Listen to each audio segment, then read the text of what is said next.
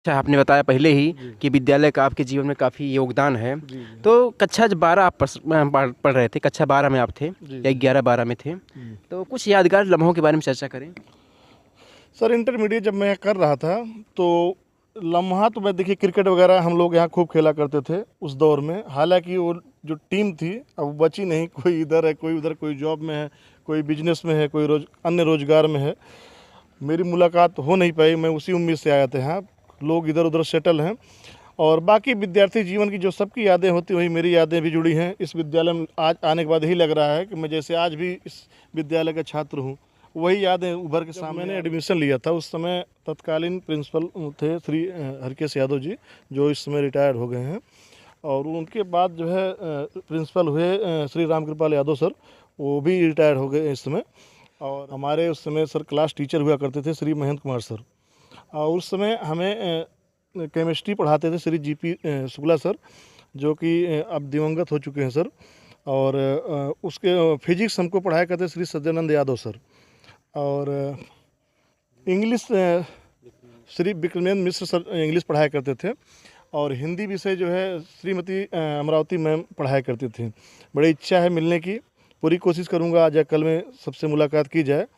विद्यालय बंद होने की वजह से मुलाकात नहीं हो पाई, लेकिन आशीर्वाद लेने हम सर से ज़रूर जाएंगे अच्छा, सबसे। विद्यालय में मस्तियाँ भी होती हैं, बिल्कुल। तो आप लोग भी कुछ मस्तियाँ किया करते थे? अब मस्तियाँ सर देखिए उस समय बचपन का दौर था, चीज़ें बताई नहीं जा सकती, कुछ चीज़ें अंडरस्टूड होती हैं, समझिए। वही बचपना जो आपका गुजरा सर, वही बचपना मेरा भी गुजरा है। और बस जान लीजिए, बाकी शिक्षा की बातें मैंने आपसे बताई है। कला से कितनी बंक करते थे? मत पूछिए सर, आज भी डांट पड़ेगी। नहीं तो कम से कम आप बचा रहने दीजिए। पिताजी आज जान जाएंगे क्लास से हम बंक करते थे, तो कम से कम अब तो इज्जत बची रहने दीजिए। उनको लगता है कि लड़का बहुत अच्छे से पढ़ाई किया होगा, लेकिन हम भी वही किए जो सब करके आते हैं। तो मत पूछिए, हम आपको पीछे से बता देंगे, लेकिन सामने नहीं बताएंगे। आपके मन में कब ख्याल आया कि हमें पीसीएस बनना है या आईएएस बनना है, यूपीएससी की तैयारी करनी है या यूपी पीसीएस की तैयारी करनी है? कि क्या देख करके ख्याल आया, कहाँ से मोटिवेशन आपको मिला? मैं सर इंटरमीडिएट कर रहा था 2011 के दौरान, इसी विद्यालय में था। तो उस दौर में इस विद्यालय से कुछ रिजल्ट आए थे, तो उसके पहले मैं कुछ और बनना चाहता था, क्योंकि पारिवारिक बैकग्राउंड मेरा चिकित्सा से जुड़ा रहा है। और हमारी बहन है नर्सिंग ऑफिसर है, पिताजी भी हमारे इसी क्षेत्र से जुड़े रहे, माताजी हमारी स्वास्थ्य कार्यकर्ता हैं। तो मेरा भी मन था कि डॉक्टर बनते हैं, लेकिन इंटरमीडिएट में कुछ रिजल्ट ऐसे आए कि जो कुछ मतलब यहाँ करीब में कुछ लोग पीसीएस अधिकारी बने, तो उनको देख के लगा थोड़ा सा स्टारडम, आप जानते हैं सिलेक्शन के बाद क्या होता है गांव का माहौल, तो लगा कि करते हैं। और उसी क्रम में तैयारी शुरू किए। आज देखिए आपके सम्मुख खड़ा हूँ। मुझे लगता है कि वो उन्होंने प्रेरक काम किया हमारे लिए, और ये यही चीज़ यहाँ तक मुझको पहुँचाने में बहुत मदद मैंने देखा कि अगर आप किसी को देख के आप आईएएस या पीसीएस या जो भी बनना चाहते हैं आप, तो देख कर बनना और प्लस कोई कारण होना बनने का, दोनों में बहुत बड़ा अंतर है। जैसे कुछ लोग हैं, किसी को देखा कि वो पीसीएस बन गए, एसडीएम या जो भी बन गए, तो उसको देख के वो तैयारी शुरू कर देते कि मैं भी बनूंगा। तो हालांकि कोई बुराई नहीं है इसमें, लेकिन अगर आपके अंदर एक वाजिब कारण है कि हमको पीसीएस बनना है, लेकिन क्यों बनना है, यही कारण जिस दिन आपको पता चल गया, मेरा कहने का मतलब बस इतना है कि एक बहाना होना चाहिए कि आप पीसीएस बनना क्यों चाहते हैं। जिस दिन ये बहाना आप ढूंढ लिए, उस दिन आपका सिलेक्शन कोई नहीं रोक सकता। हो सकता है समय एक बार ना हो, दो बार ना हो, लेकिन मुझे पूरा विश्वास है तीसरी बार आपका सिलेक्शन ज़रूर होगा। और मैं एक ही बात फिर से कहना चाहता हूँ, आपको अगर पीसीएस या जो भी बनना है, एक वाजिब कारण ढूंढना होगा कि आप बनना क्यों चाहते हैं। सब वाजिब कारण वो आपको ढूंढना है कि मैं क्यों बनना चाहता हूँ। अपने मन से पूछें आप कि मुझे बनना क्यों है, तो आपका मन अगर वो चीज़ जवाब दे दे, समझ जाइए उसीलिए आपको बनना है। आप, मुझे विश्वास है, आप जरूर बनेंगे। आपने पीसीएस की तैयारी कितने साल की और कहाँ से की?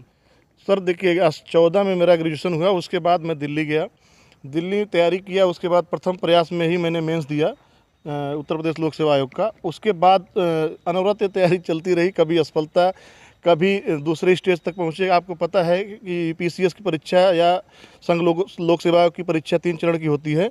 कभी 1 चरण पहुँचे, कभी 2 चरण, 3 चरण, इस तरह फेल पास लगा रहा। अंततः 2022 में जाके अंतिम रूप से उस लिस्ट में मेरा नाम शामिल हुआ। पढ़ाई के अलावा आपके और कौन कौन से शौक थे? देखिए शौक़ तो जैसे सब बच्चों को होते हैं, वैसे मेरे भी शौक़ थे। मुझे घूमना बहुत पसंद है, और अक्सर आप सोशल मीडिया वगैरह देखते रहते होंगे, मैं बहुत घूमता रहता हूँ। मैं शुरू से बहुत घूमता था, आज भी मैं घूम रहा हूँ। और बाकी कोई शौक़ नहीं, थोड़ा दूध दही खाने का ज़्यादा शौक़ है बस। लोग बताते हैं कि किसी सफलता के पीछे महिलाओं का ही हाथ होता है जी। और आप भी सफल हैं और हमें लगता है कि किसी न किसी महिला का हाथ तो ज़रूर होगा। बिल्कुल, मेरी माताजी का हाथ है, मेरी बहन का हाथ है।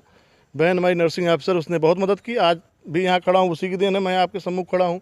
माताजी ने अपनी इच्छाओं का त्याग करके मुझे यहाँ तक पहुँचाया है और बिल्कुल मैं इस पे कोई ऐतराज़ नहीं है। बिल्कुल मैं, और बाकी रही अट्रैक्शन की बात, तो विपरीत लिंग का मानव ये स्वभाव है कि विपरीत लिंग के प्रति आकर्षण होता है। तो कोई बात नहीं, इसमें कोई बुराई भी नहीं। अगर किसी को हो रहा है, बस वो नियंत्रित रहे, किसी की भावनाओं के साथ भावनाओं को मत आहत करिए, कोई बुराई नहीं है। बस अपना जो काम है वो करते रहिए बस। आप शादीशुदा हैं कि अभी आप कुंवारे हैं? नहीं अभी सर शादी नहीं हुई है। शादी नहीं हुई है? जी। यानी कि अच्छी खासी शादी अब तो होगी? नहीं ऐसा, काफ़ी तगड़ा दहेज लेके शादी होगी भी? नहीं बिल्कुल दहेज का कोई मुझे इंटेंशन नहीं है, ना मैंने कभी चाहत रखी दहेज की। और अब आगे क्या कहा जाए, बाकी जो होगा आप सामने देखेंगे, कहना क्या है।